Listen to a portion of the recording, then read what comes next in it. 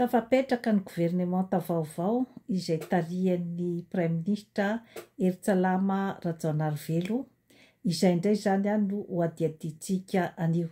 Tonga soa atao amin'ny fandarana Jeanne Forest Santé aty Canada indray ianao. Niteraka resabe ny fitsanganan'ny gouvernemanta vaovao taorian'ny tolo-bahoaka izay notarian'ny colonel Michael Randrianirina. Gouvernemanta izay tsy mora ny nananganana azy rehefa tena hoe dinihana zany ny firafitry ny olona ao anatin'ny gouvernemanta izany ireo ministra amin'ny satsokaziny raharaham-pirenena izany. Nisy ny fijerevana aloha zany ny hoe teo amin'ny région maro misy teto Madagasikara dia hita aloha hoe nisy ny fifandanjana tao anatin'io gouvernemanta io. Ny fijerevana ihany koa ny resaka compétence izany dia hita ihany fa nisy ezaka tao anatin'izay rehetra izay satria misy izany ireo endrika izay efa hita teo amin'ny tolo-bahoaka hatramin'izay teo amin'ny sehatra politika.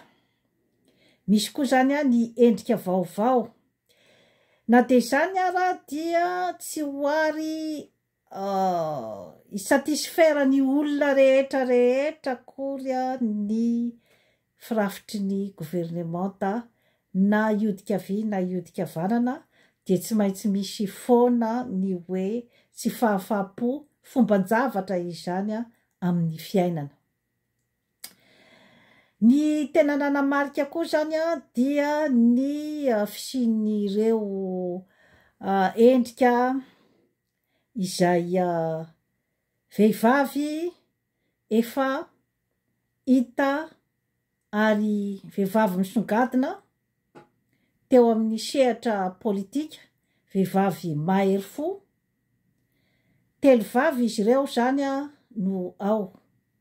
Izany hoe manana jokera telo vavy isika izany. Ny tenako manokana moa zany dia midera sy makasitraka ny fisian'ny vehivavy amin'ny politika sy ny gouvernemanta malagasy satria mandrisika foana fa isika vehivavy no andrasan'ny firenena amin'izay hoe mareny atsika izay ary ny vehivavy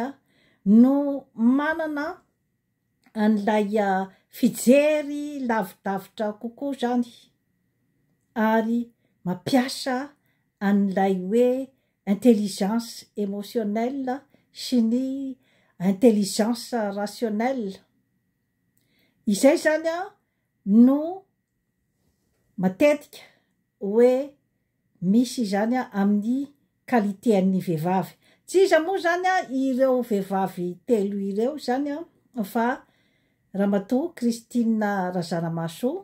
izay ministry ny raharaham-bahiny, faly miarahabanao ray aman-dreny ny tenako eto amin'ny Jeanne Forest Santé satria dia maro ny antanatohatra sy ireo karazana andraikitra maro izay indraisinao teto amin'ny firenena ary dia maro ihany koa zany ireo karazana sakatsakana sy ny karazana ataontsika hoe intimidation izay nahazo anao zany nandritra ny parcours politika anao kanefa dia nijoro ianao ka dia miarahabanao amin'izao toerana misy anao amin'izao fotoana izao mirary soa mahaleova mahalasana amin'ny andraikitra izay makadiry dia makadiry miandry anao amin'izao fotoana izao. Teo ihany koa zany ny rahavavy Fanisoa Erinaivo izay fantatritsika ihany koa zany fa mafimafy ihany koa ny parcours-ny tamin'ny resaka politika satria dia nanao sesitany natao sesitany tany ivelany izy zany taorian'ny reny hoe disadisa ara-politika atao Madagasikara izany dia nisorona tsy ho membre ny tao amin'ny magistrat ny malagasy izy zany ary rehefa tany Frantsa izy dia mbola nanohy ny tolona ho an'ny tanindrazana amin'ny famoahana an'ireo dossier izay mavaivay teo amin'ny firenena izany ary tena vehivavy mahery fo tsy mikosomaso mihitsy izany faneriso Erinaivo izany rehefa mampiseho hevitra ary dia ireny ataontsika hoe tsy matao maty ireny izany ka dia miarahabanao koa zany tavaverina soa matsara ao an-tanindrazana ary mbola hanohy izany ny tolona amin'ny fiadina amin'ny tsirariny sy ny zavatra tsy mety amin'ny firenena. Eo ihany koa zany Maître Anitra Razafimanantsoa izay fantatsika ihany koa izy fa efa mpitolona efa ela ihany koa membre ao amin'ny team dia tao amin'ny miara-manonja moa zany no tena nahafantarana azy mahitsihitsy fiteny mahitsihitsy resaka. Ireo vehivavy telo ireo zany dia samy renim-pianakaviana ary vehivavy samy mpitsara zany ny formation nataony ary samy magistrate zany izy telo mianaka mirahavavy ireo izany ka atenaitsika fa ijoro amin'izay hoe mahareny azy izay zany izy telo mirahavavy ireo ary mba hitondra ny karazana hoe elanelam-panahy zany na ny équilibre amin'ny ireo hoe miaramila izay mitondra izany satria dia vehivavy tena mahery fo ary tsy mikosomaso ireo telovavy ireo zany raha ny hoe nitombatombana rehetra tamin'ny parcours politika izay natrehany izany teto amin'ny firenena satria amin'izao fotoana izao de tena ilana ny olona izay ataontsika hoe izay hoe mahery fo zay zany satria tsy mora ny tolona ary mbola tsy vita hatramin'izao satria fanavaosana no tena hoe tanjona izany ary ny hoe fanorenana Madagasikara vaovao ary aorina amin'ny fototra matanjaka kokoa zany mba hisy ny karazana arofanina sy ny hoe firenena matanjaka izay olovain'ny taranaka faramanidimy izany. Niteraka resabe ny fananganana an'io gouvernemanta io satria maro zany ny hoe tsy nakasitraka ny prime ministre aloha zany fa hoe misy roiroy zany fifandraisana tamin'ny ireo mpitondra fanjakana teo aloha izany nefa eto ankilany koa zany de misy miteny hoe ny fiarahany tamin'ireo olona teo aloha zany no mety ahafantarany bebe kokoa ny secret ary mety anamora ny karazana fandiovana sy ny assainissement izany izay tokony atao tamin'ny ireo mpitondra fanjakana teo aloha. Ny fandiovana zany tsy hoe akory malahelo akanina na tsy maty voalavo kibo na hoe fankalana olona no tena ilana ny atao hoe fandiovana sy ny assainissement fa ny mba tsy hiverimberena ny atao hoe tsy maty manota satria rehefa ohatra zany afaka maimaim-poana zany izay nanao ny tsy mety rehetra natao amin'ny resaka fangalarana nateo amin'ny resaka fanororona olona na amin'ny tsy ara-drary nateo amin'ny famonoana olona rehefa miala maina nge zany ireo karazan'olona ireo dia ohatrany hoe manome vahana koa zany an'izay rehetra mandimby eo ny hoe anao ny zavatra rehetra izay nataony teo aloha izany hoe hazo angalarana izay tiana angalarana rehetrarehetra zany ao amin'ny fanjakana malagasy io eto amin'ny firenena malagasy azo anaovana didiko fe lehibe na ny abus de pouvoir izany ny malagasy afaka mandraoka zay tiany horofina daholo zany ny olona rehetra any amin'ny firenena hafa zany eto amin'ny tany sy ny fanjakana rehefa tsy misy mantsy zany ny arakaraka ny tamin'ny zavatra tsy nety nataony teo aloha dia tsy hiova mihitsy ny fomba fanaony aty aoriana fa dia ny teo ihany ny teo lasa ny mpangalatra dia misosoka koa zany ny mpangalatra manaraka dia aiza zany no hiafaran'ny firenena malagasy aiza zany no hiafaran'ny Madagasikara iarahantsika manana Madagasikara malalatsika Madagasikara feno harena iza zany no hisitraka azy raha ohatra ka tsy atombokitsika izany ny atao hoe fanorenana ifotony raha tsy atombokitsika ny atao hoe refondation na ny hoe fanorenana ny rafitra izay ifaneken'ny malagasy rehetra tsy vaky volo mba tsy hisy tsony zany any aoriana hitaraina fa ny hoe tsy ny fanarahana ny zavatra ohatran'izao izany hoe tena Madagasikara vaovao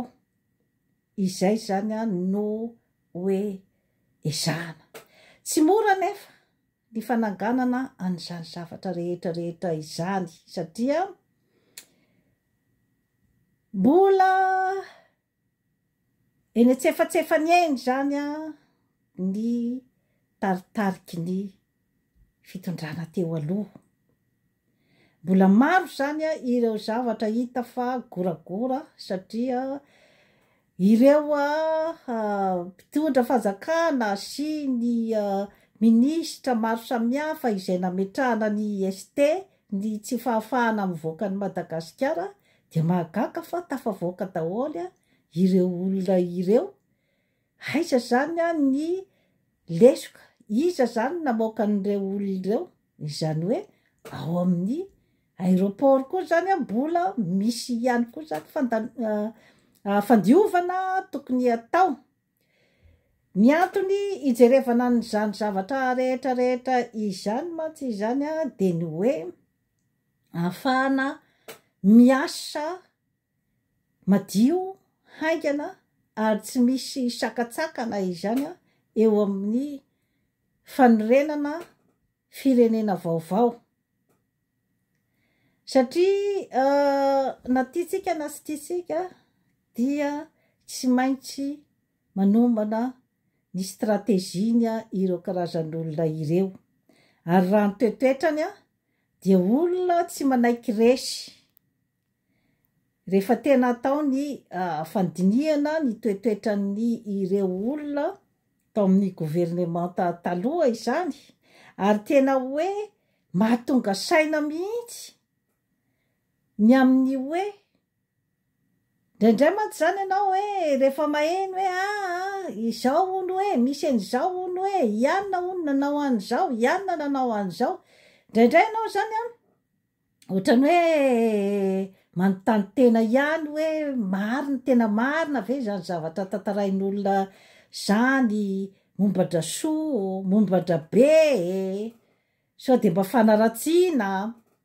fa rehefa hoe tena nabaribarin'ilay olona zany ny tena toetrany hoe na dia amin'ny fotoana hoe efa hita mibaribary ny tsy nentina tao, efa resy ianao, de mbola ireny fietsika mampiseho fanambonitena sy avinavina no asehonao, de ohatrany mampanontany tena hoe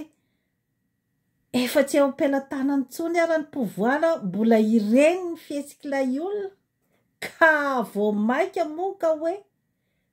tamin'ny fotoana nananany pouvoir. Mahatonga saina ake zany zavatra rehetrarehetra izany e. Ary hoe inona ilay fitokisantena ananan'ilay olona zany a,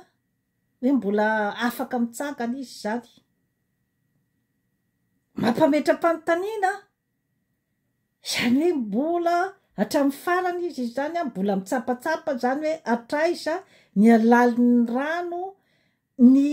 vahoaka malagasy, hoe mbola marina aloha fa matoa izy natondra olona teo amin'ny 13 mai,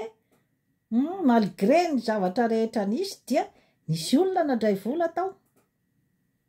ary tsy ireo olona ireo ihany no nandray vola avy taminy, fa misy olona maro izay mety tsy ampoizinao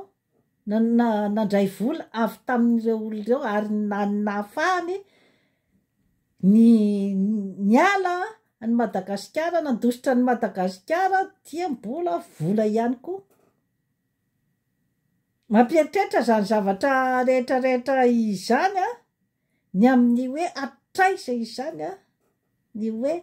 filalaovan'ny malagasy ny atao hoe resaka politika, sy ny hoe ny tanjaky ny vola izany a miasa ao amin'ny fiarahamonina. Kanefa moa nanao tsipaky ny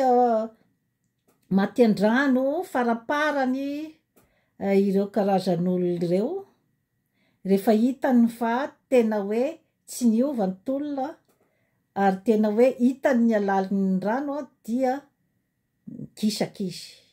Nefa aza mbola matoritory, aza mbola matoritory satria mbola mafy ny herin'ny vola, ka io herin'ny vola io zany a no tokony ho jerevan'ny gouvernemanta vaovao amin'izao fotoana izao, satria nanana ny stratégie nge lay olona e, matoa izy nanana ny heriny sy ny tanjany teo amin'ny hoe fitazomana ny fitondrana. Ny fitazomana ny fitondrana no nanana ny hery, fa tsy ny fitazomana ny fon'ny vahoaka sy ny fakana ny fon'ny vahoaka, ka samihafa matsy izy io. Misy fetrany foana raha vao zavatra atao contre ny vahoaka. Eran-tany tsy misy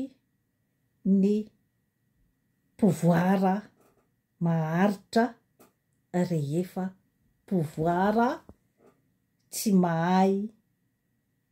mitsinjo ny vahoaka. Tantara eran-tany izany. Tsy tafavoakan'io fitondrana io ianao raha ohatra ka nandeha foana zany manohitra ny vahoaka. Izay zany teny atsipiko ho an'izay rehetra mbola mieritreritra foana ny hitondra eo. Ka ny tenako moa zany dia manorotoro-hevitra foana an'izay hoe olona mitondra eo ny filoham-pirenena vaovao efa hatramin'ny fitondran'ny faraparan'ny fitondran'ny président Rajaonarimampianina no nanomboako ny resaka teto, nanome toro-hevitra, dia nitohizako zany toro-hevitra izany tamin'ny fitondran'ny président Andry Rajoelina, ary dia mbola tohizako foana ny fanomezana torohevitra amin'ny président tsika vaovao izao zany dia ny président Mikael Randrianirina colonel. Tsy inona moa izany fa ny fampatsiahivana foana ny asarobidin'izany hoe Madagasikara izany, satria rehefa ela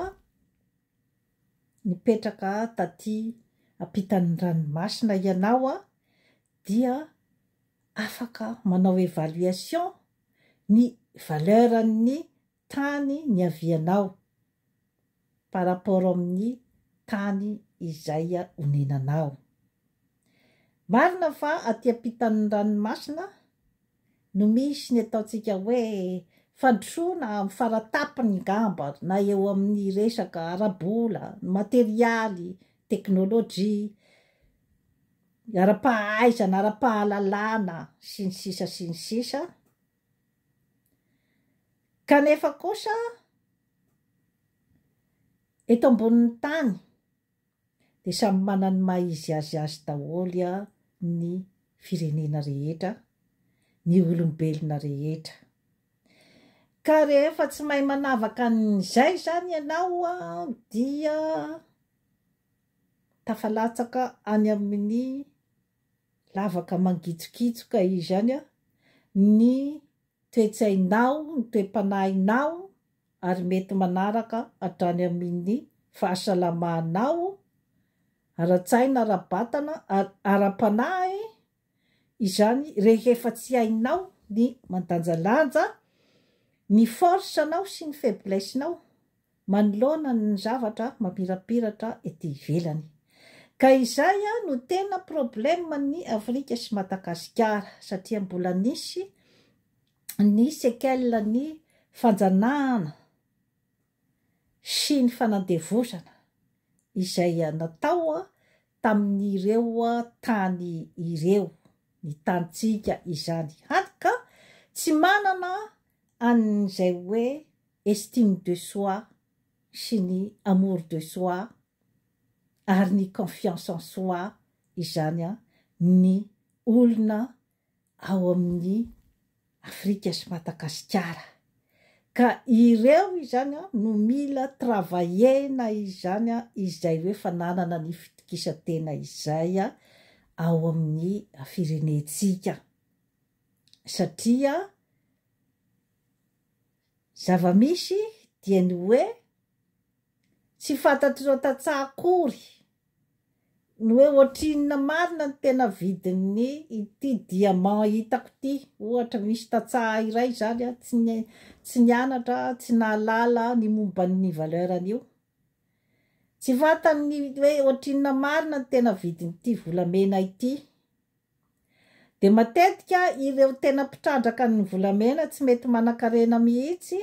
fa ilay mpandray ny volamena sy ny vatosoa sy ny diamondra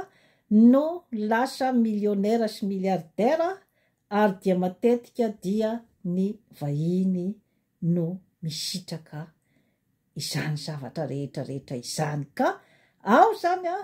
no mila jerevantsika hatrany amin'ny fotony, hatrany amin'ny fakany. Ataoko angamba fa nandritra n'izay hoe 5 taona nahazahoana ny fahaleovantena, atao hoe fahaleovantena saritsariny zany dia maro ny zavatra nitranga, dia ny crise cyclique ny amin'ny hoe fanonganana fanjakana, dia misy miditra vaovao koa zany miditra, dia manao ny nataony teo aloha, maka izay azo ny alaina au maximum zany ny président eo, dia manongana ny sasany dia miditra indray ny troupy-ny sasany dia maka au maximum, dia madositra ny ampitan'ny ranomasina, dia andray zany no mialokaloka indray. Zay foana zany nataontsika teto hatramin'izay ka dia ngamba fa ataoko fambefa mifoha daholo izany ny mpanao politika, ny malagasy rehetra tsy vaky volo, satria iny zany iny farany teo iny no feom-bahoaka izay ataontsika hoe feon'Andriamanitra. Ka ataoko fa mbe fa mifoha daholo izany isika ny amin'ny hoe fananana ny tanindrazana. Efa tsy miemotra tsony io tolona io efa mba mitsangana ireo olona izay ataontsika hoe zany hoe ty tanindrazana manao ny arofanina izay mijery sy manara-maso ny asan'ny gouvernemanta. Ny diaspora izay manaraka akaiky ihany koa. Ny tenanay moa zany dia ao anatin'ilay atao hoe député tsy mandray vola. Ka ny député tsy mandray vola tompoky lahy sy tompoky vavy ao no tena misy ny atao hoe fitiavan-tanindrazana. Satria misy ny kritikan'ny diaspora hoe inona no ataonareo any ivelany any, mitabataba fotsiny anareo any, maninonareo tsy makaty raha ohatra ka tena tia tanindrazana. Voapirofo zao amin'izao fotoana izao fa nisy ny tosika goavana de goavana avy tamin'ny diaspora iny tolo-bahoaka teo iny. Izany hoe nisy ny diaspora izay namoaka ny zavatra rehetra izay tsy mety tao satria izy zany no misy karazana possibilité ny amin'ny hoe tsy hisamborana azy raha vao misokatra ny vavany. Fa ireo tao an-tanàna ny soka-bava ny lazany marina izany dia presque tany am-ponja daholo. Misy nefa ny diaspora izay mbola voarohirohy tamin'ny resaka tribunaly rehefa tsy mahafaly ny mpitondra teo aloha ny zavatra lazay. Risika daholo hoentina amin'ny fiainana izany zavatra izany rehefa misy ny tanjona izay hoe tiana hotratrarina. Ny tanjona eto moa zany dia ny hoe resaka fitiavan-tanindrazana. Tsy misy mitady seza manokana izany raha ny akamaroan'ny diaspora. Nefa tsy azonao mena tsiny koa nefa izay hoe mitady seza. Iverenako zany ny eo amin'ny Ramatoa Fanirisoa Herinaivo izay avy nilazaiko teo ny mombamomba azy vehivavy mahery fo. Mafana fo tokoa izy zany eo amin'ny hoe resaka fitandrovana ny fahamarinana sy ny fikatsahana an'izay hoe fahamarinana izay. Izao nefa zany no tiako lazaina amintsika mpiray tanindrazana. Misy ny olona izay sahy mijoro ohatran'ireny dia aza vela hiasa rery izy. Aza vela hijoro rery izy. Fa tokony mba misy olona maro zany ao an-damosiny. Satria ny zavatra izay mampalahelo amintsika malagasy maty zany dia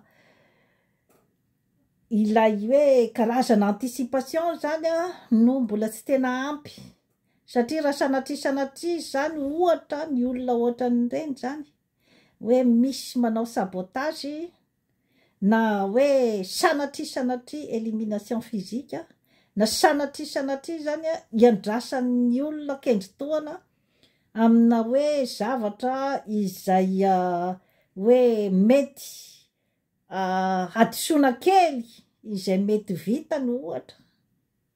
Satria tadidio fa misy miambina de misy miambina reny olona ohatran'ireny satria manelingelina ny fihinanana.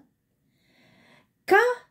ny angatahako amin'ny atsika malagasy zany de ny hoe mba tokony ho solidaire zany ambadiky ny olona ohatran'ireny. Satria matetika rehefa misy ny zavatra izany mahazo an'ireny olona ireny de misitrika daholo ny rehetrarehetra de salamitsy teo.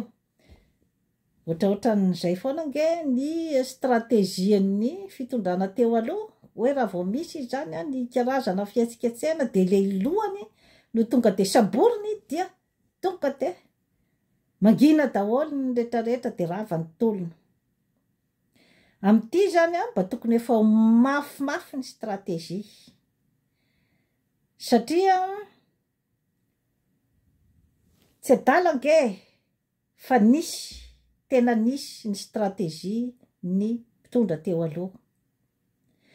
Ny tena stratégiany zany a de ilay politikany Machiavel ny amin'ny hoe izay manambola no tompon'ny fahefana, izay manambola no manana ny marina, izay manambola no mitondra ny tany sy ny fanjakana, izay manambola no afaka mividy ny olona rehetra manodidina azy. Ka dia nataony zareo tokotrany ny politika hamenony paosy,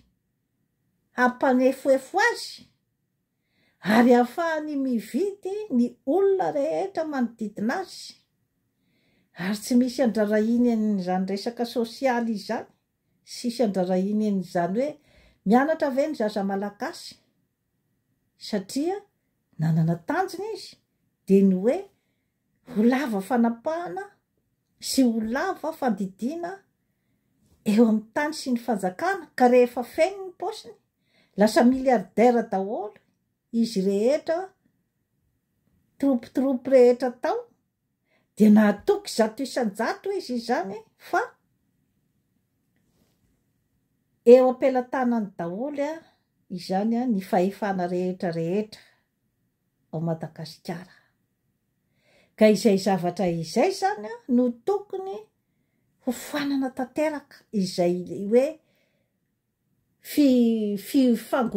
figogoan'ny fitondrana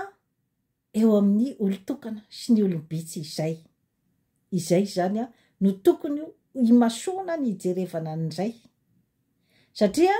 raha mbola tsy fongorina izany, alaina daholo ny fananana izay nangalariny ny mpitondra teo aloha. Raha fa mbola en plein pouvoir izy tompoko lahy sy tompoko vavy, mbola afaka foana izy ny andeha hanao zay hiverenany eo amin'ny pouvoir. Kanefa iny efa hitatsika iny ny hoe inona sy inona daholo ny faharavana izay nisy tamin'ny fitondran'ny mpitondra teo aloha.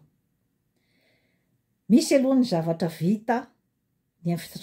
infrastructure izay vita, kanefa no moa mbola nisy karazana kritika maro tamin'ireo infrastructure ireo hoe betsaka ny zavatra tsy maharitra izany, betsaka ny zavatra hoe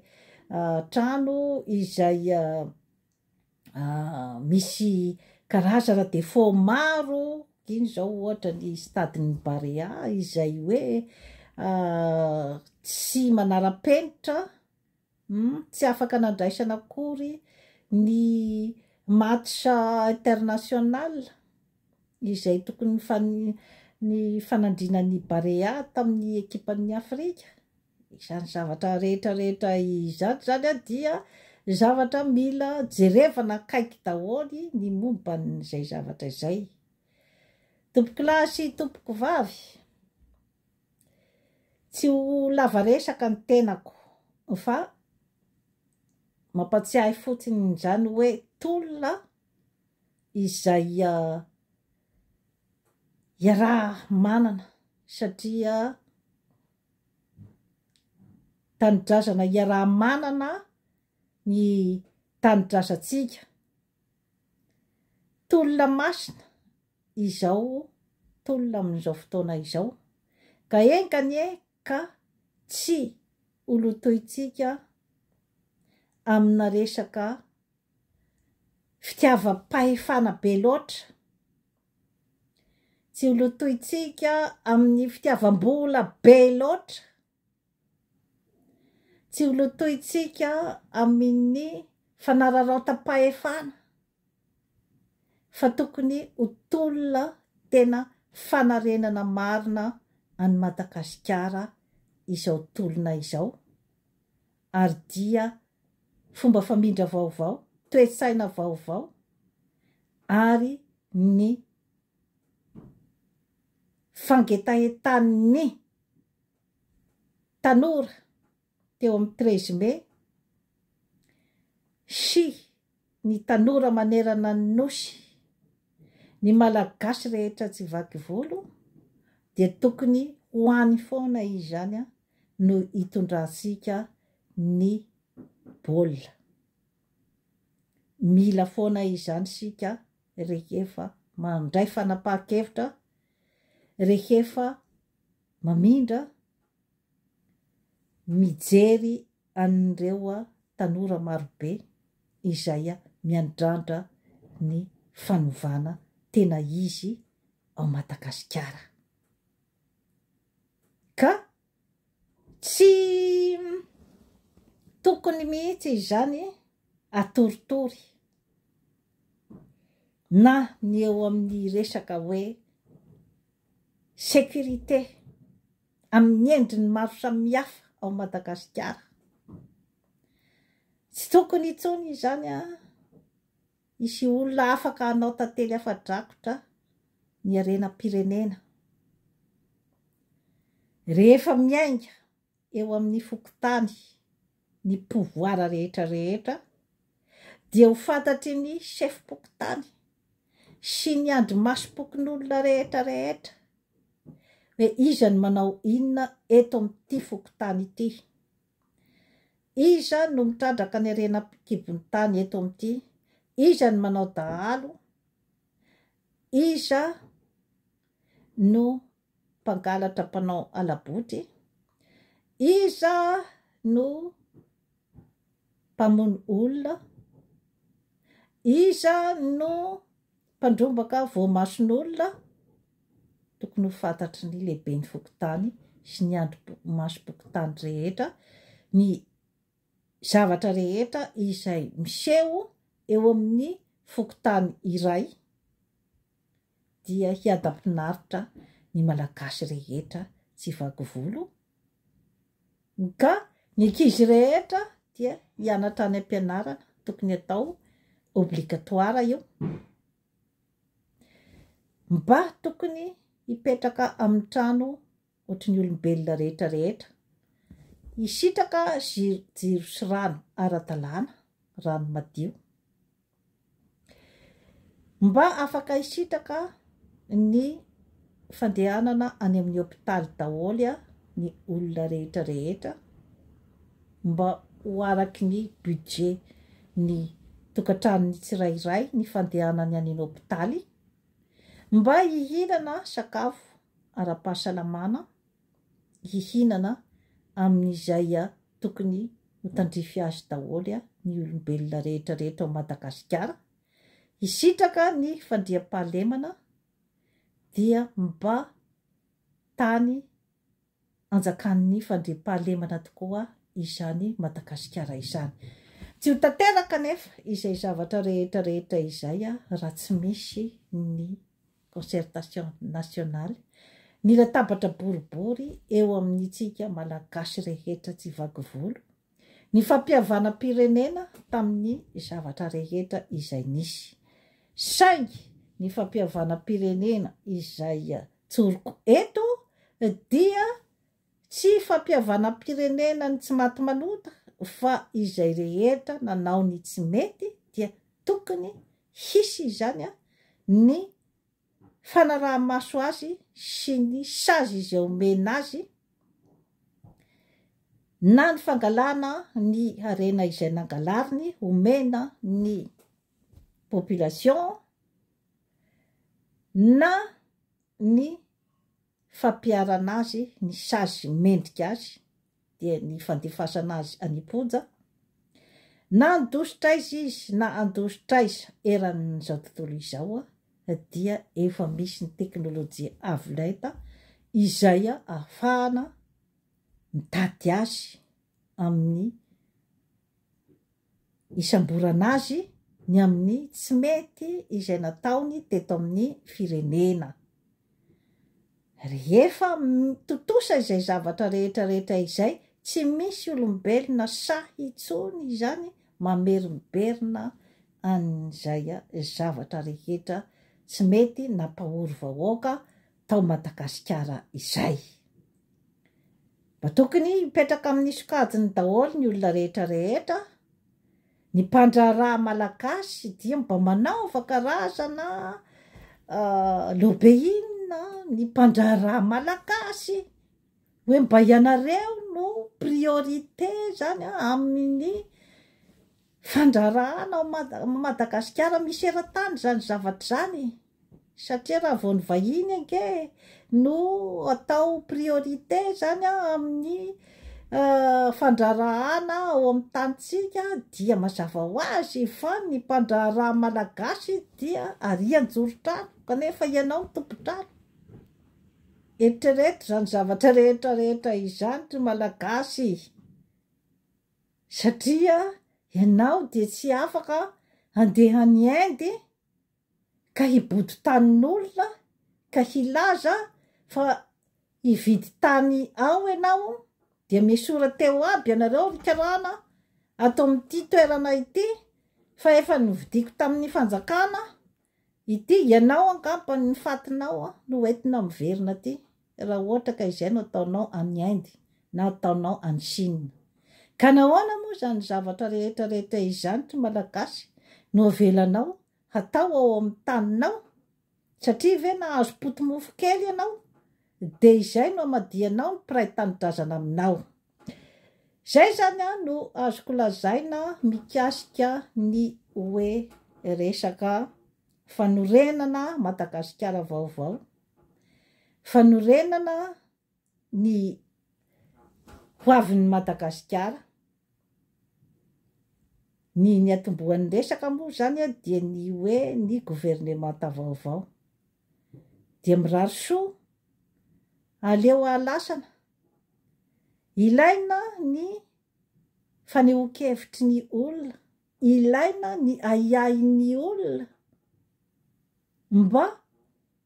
hahafahan'ny tsirairay zany mitandrina sy miezaka ary mijery mazava hoe inona zany ny tanjona izay kendrena, ary ny minisitra rehetrarehetra dia tokony manao fanambaram-paranana alohan'ny hidirany ao rehefa mivoaka avy ao, ary rehefa misy ny zany ilay hoe asa sy projet izay mena ny minisitra iray dia tokony misy ny fanaraha-maso hoe vitany ve sa tsy vitany ny zavatra izay nampanaovina azy. Dia mirary soa tompoko lahy sy tompoko vavy, mirary soa ny malagasy rehetra tsy vaky volo, fa efa mahavelombolo aloha izany ny zava-misy rehetrarehetra, efa manomboka misy sy kelikely ny fifoazana ao amin'ny tanindrazantsika. Ary dia faly aho satria mba ny nofinofiko tato amin'ity boky nosoratako ity zany le livre vert du bonheur ity, ny nofinofiko zany no efa manomboka manangasanga, efa manangasanga ny fanantenana, satria isan'ny nataon'olona fimehesana ny tenako rehefa miresaka n'izany hoe Afrika afaka, dia maro ny teny hoe nofinofina ianao. Rehefa miteny aho Madagasikara afaka dia maro ny teny hoe ianao no vizaka eo fa tsy misy ninona iova zany eo. Kanefa moa dia natosiky ny fitiavan-tanindrazana ny tenako dia tsy kivy ny naneho hevitra ary mbola aneho hevitra eto amin'ny fandarana zany foresante. Veloma tompoko.